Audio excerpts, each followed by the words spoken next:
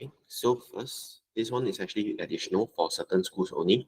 So far as I know, it's only CHS, but if your school does cover Newton's laws as well, so this one will be the video for you. Okay, so firstly, for Newton's laws of motion itself, we actually have 3 different laws. We have your first law, which basically is this sentence over here, but the thing is you don't need to memorize it unless your school requires you to. So basically what this means that is that if you are at rest, which means you are stationary, you're not moving, right? So since you're not moving, if there is no force, basically if you are not moving, you are balanced. The forces acting on my object, if my box is just sitting on a table, you will have weight and you will have your normal contact force. These two will actually cancel each other out. So your resultant force would just be weight minus normal contact force. This will be 0. And because there is no resultant force itself, basically it will not move. Okay?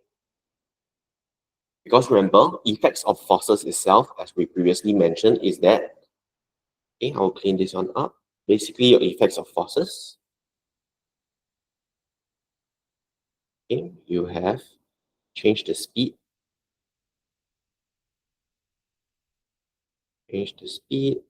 change the direction, and change the shape and size. Okay, so the one that we're actually focused on will be this change in speed itself. So basically, if you are not moving, you are stationary, or you are at constant speed. Basically, this means that you are not speeding up, you are not slowing down, so therefore you have no resultant force over here. So similarly, if you know that your forces are balanced, or when you know that there is no resultant force, so therefore what happens is that you will remain stationary because nothing is pushing you, nothing is pulling you, everything will just cancel out, and therefore you will not speed up, you will not change direction, you will not change your shape and size. And therefore, if you were already moving, you will still keep moving at a constant speed. So for example, if I have a box that I am pushing, okay, I apply a force here, and because of me pushing the box, there is a friction over here. Because of me pushing it, the box is moving in this direction. So your box will move to this new direction. Okay. So what happens? Because the box is actually moving itself, it is not stationary. But if you think about it, your resultant force is your forward force minus your backward force. Right? And this is actually 0 because your F and small f, they're actually the same. So what happens is you are actually moving your box, but it is just moving at constant speed. It will not speed up. It will not slow down.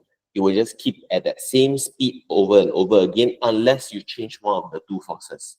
So if nothing changes, basically there's no extra external force, you should remain in your original state of motion. Whether you are stationary, you'll remain stationary. If you're moving, you'll remain moving at constant speed. So these are actually your keywords: constant speed and at rest. If you see any of these, all you need to write is there is no resultant force.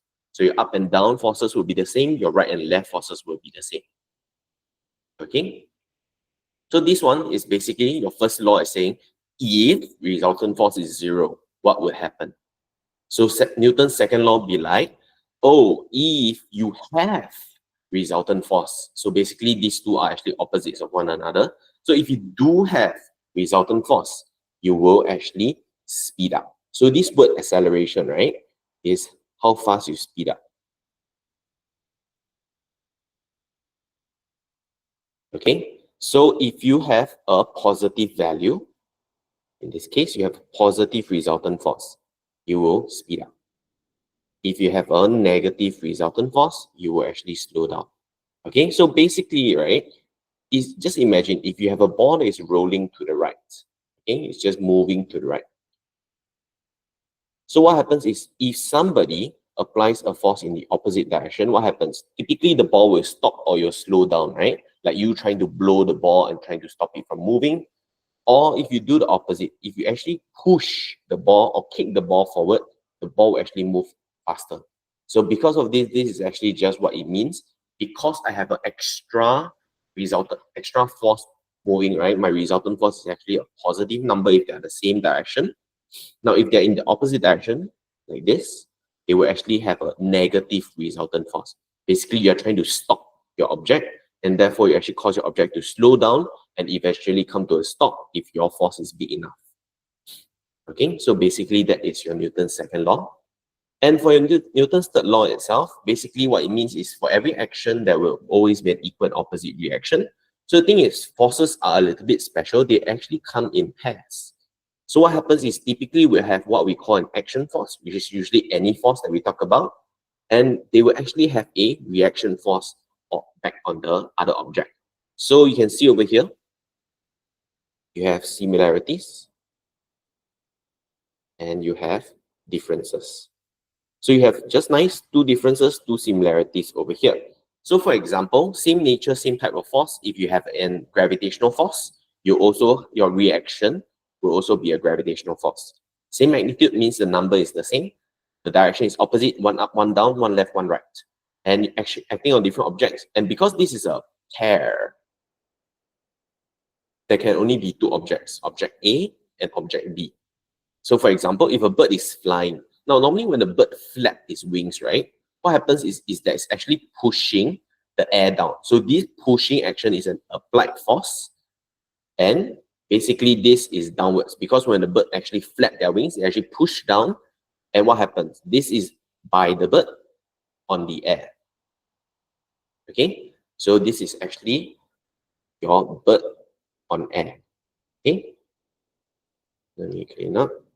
And same thing, basically your reaction force will be your same force, same magnitude, but opposite directions. And if you notice, the word for the next part is now A on B. Okay, just now was B on A. This is now A on B. Okay, so, and last but not least, if you do take note, 10 Newton force, 10 Newton force. So they are everything. This will actually be worth a total of 2 marks. Now, if this was just a 1 mark question, you can just say that it will be basically the same type of force and acting on opposite objects. That's it. Just the first and fourth one. This one and this one. Okay. So let's take a look at the word example here. First thing, what is the acceleration of the box? So the thing is, you have a constant force and you have a constant speed. So keywords immediately. First thing, this is a pushing force. This is F. This is not a resultant force. This is just your pushing force. This is your mass. And you have a very, very, very important line, which is this. Very important. So constant speed, it means that my resultant force must be 0. Okay? So basically, what is the acceleration of my box? First thing, you are moving at constant speed. So this question is asking you, how fast are you speeding up?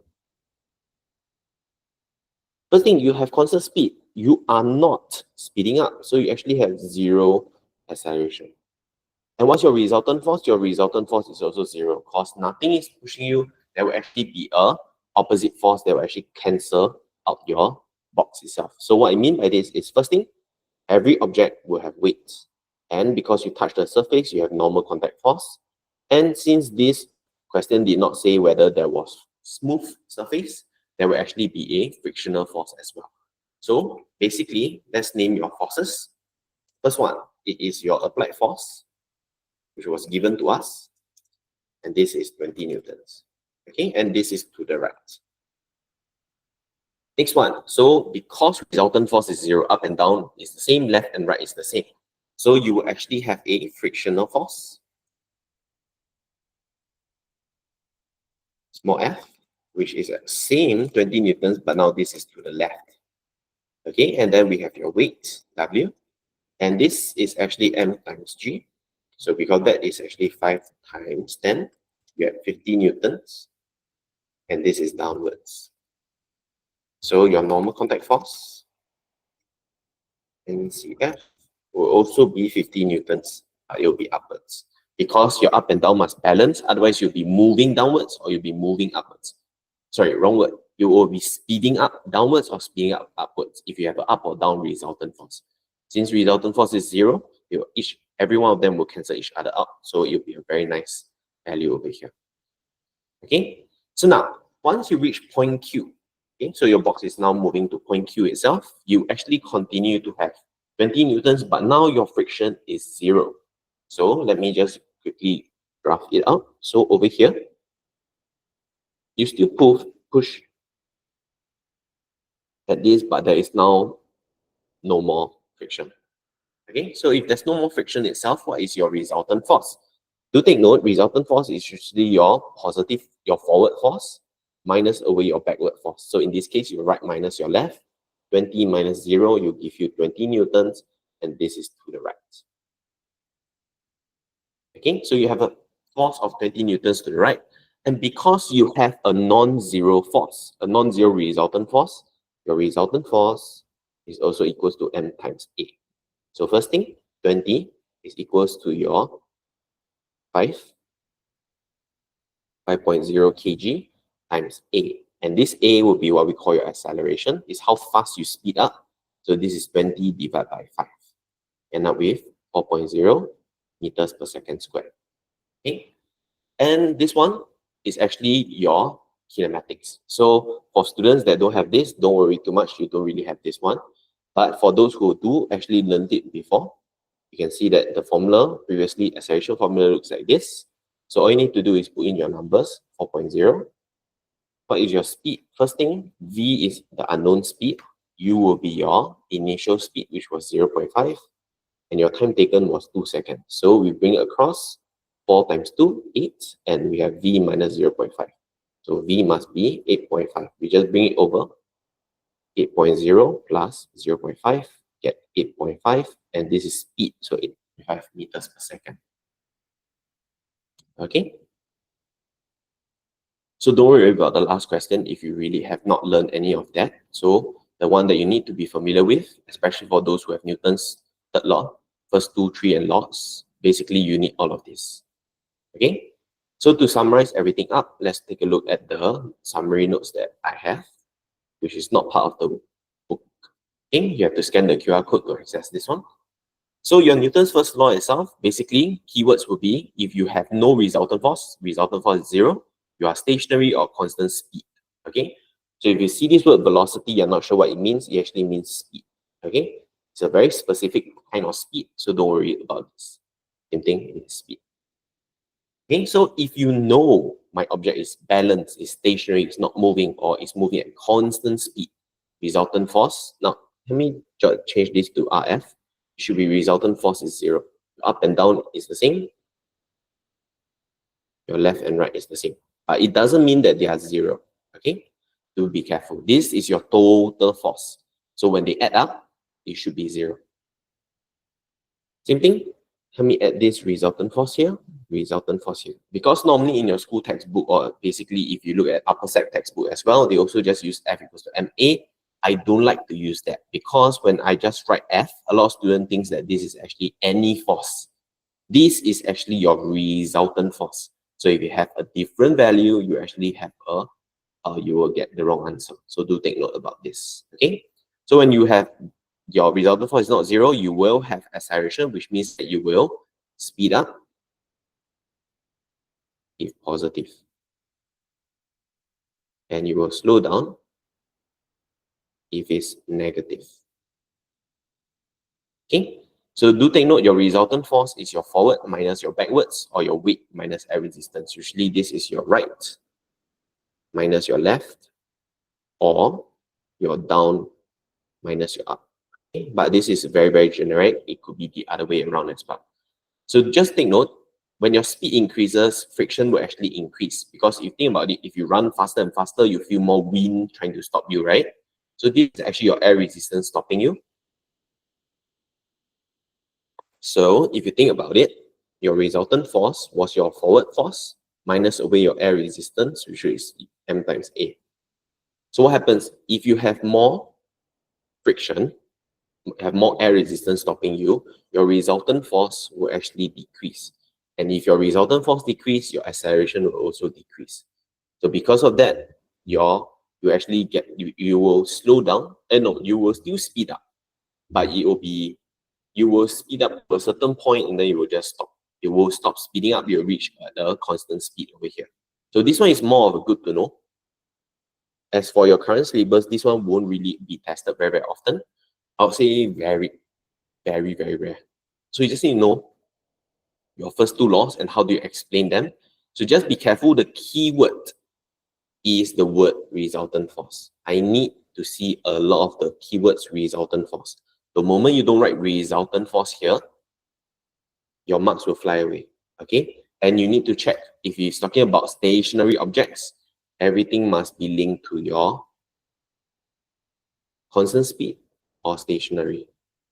If you don't have any of these keywords, basically your marks will fly away, which is basically what I saw for some of your WA ones. So just be careful about this, okay? And for your Newton's third law itself, this one is just a very quick summary of this. You have the same magnitude, same nature, A push B, B push A pull B, B pull A, and they must be the same type as well. Okay, they must be the same type of force. Which means that if you have an applied force, your reaction must be an applied force as well.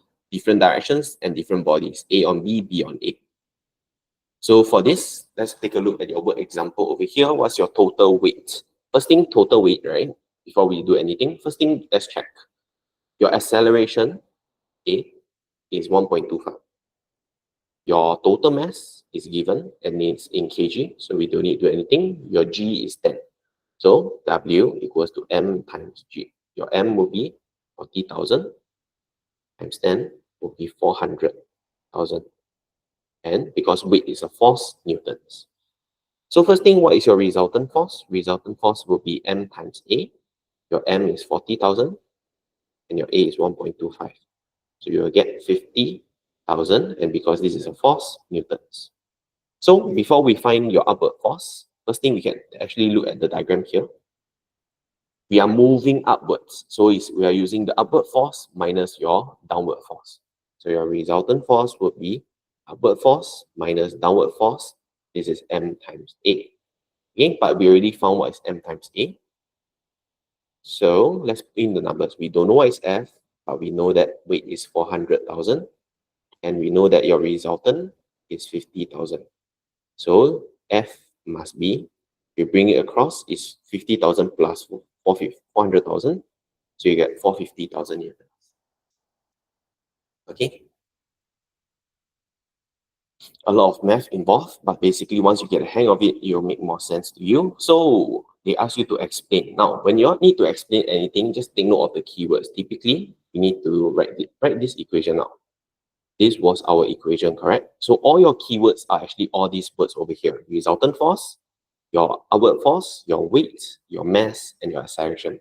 Basically, all 5 of these are your keywords necessary for you to actually explain this question.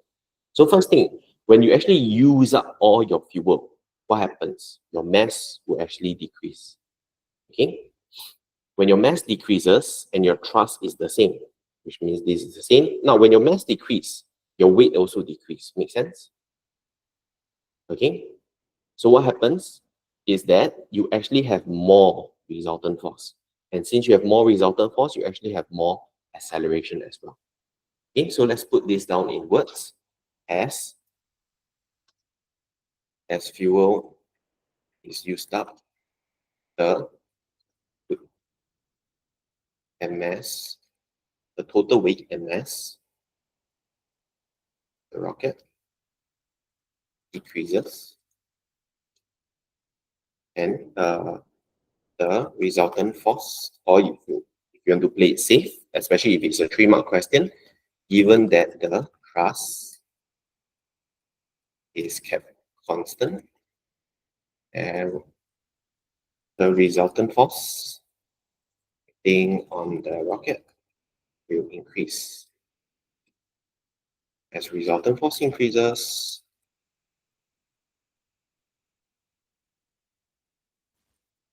acceleration of the rocket also increases. Okay. So basically, you can see all the keywords mentioned. So you can see total weight and mass. This is W and M. You can see that your thrust F is mentioned, your resultant force is mentioned, you will have acceleration as well. So everything you see here, RF, F, W, M, A, all of this should be inside your question itself. Because most of you are actually weaker in your explanation questions. I have no problem with your calculation parts, but it is the explanation that most of you actually have a struggle with. So do take note of the way that you're supposed to actually phrase your answer.